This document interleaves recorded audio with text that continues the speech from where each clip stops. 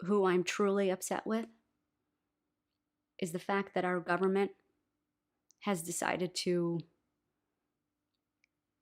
keep something so sacred away from the American people, something that could potentially alleviate and possibly cure so many people in our nation, but yet they keep this a secret. Cannabis really became illegal in 1937 with the 1937 Tax Act, which was in place for many years, which was really just an oppressive a taxation that was high and also impossible to get. 1971, Richard Nixon had his war on drugs, and they passed the Controlled Substances Act, which is still in place to this day. And what that does is it puts drugs into various schedules. Cannabis ended up being in Schedule 1. What Schedule 1 says is that it has a high potential for abuse and no medical value. The rationale behind medicinal cannabis is real. The science is real. We have found where the efficacy of this medicine in treating certain ailments is surpassing many conventional medicines without the side effects. We have found where individuals are not being treated for symptoms but are actually being healed. Why should we not allow this medicine to be available for sick individuals in our community? Nobody's ever died from cannabis. Over 158 or so illnesses that cannabis can help alleviate. And people should have a right, an option to be able to choose this. My name is Colton Turner. I have Crohn's disease, and cannabis is my medicine. Cannabis saves lives.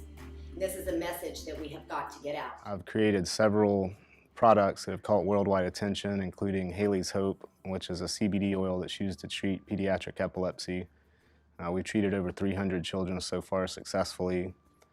I was the first CBD genetic ever identified analytically in the state of Colorado in 2010, and I created the world's first standardized CBD pill. It was a standardized dose, 15 milligrams CBD in each pill.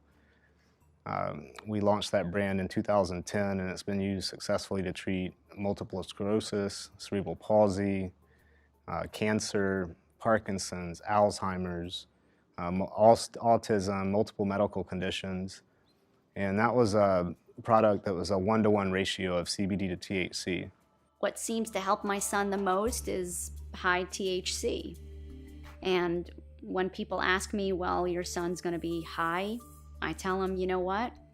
Why don't you take Brandon's medication? Why don't you take Klonopin and all these other antipsychotic medication, and you tell me how you feel.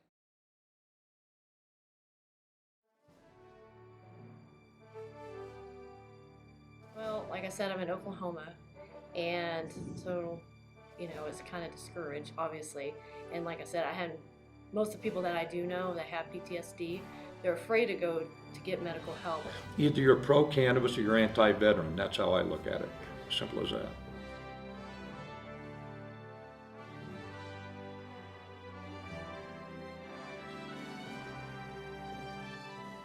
This is what my vets need. This is one that can help with PTSD, anxiety, depression, and pain. My dream is that cannabis is recognized as a traditional plant medicine that it is and has been for millennia by all world governments and by the United Nations and World Health Organization, and that we can stop treating it like a dangerous thing or something that needs to be monopolied away by a small few number of individuals or companies, and instead that it's treated like a medicine that belongs to the Commonwealth. It is so important for the medical provider to understand the endocannabinoid system. It's the balancing system. It's the system that gives us equilibrium in our bodies, and a system that we, as Western medical providers, were never taught. That's what I am most excited about, is that this show is going to get out to the mainstream and change people's perspective. This is not reefer madness.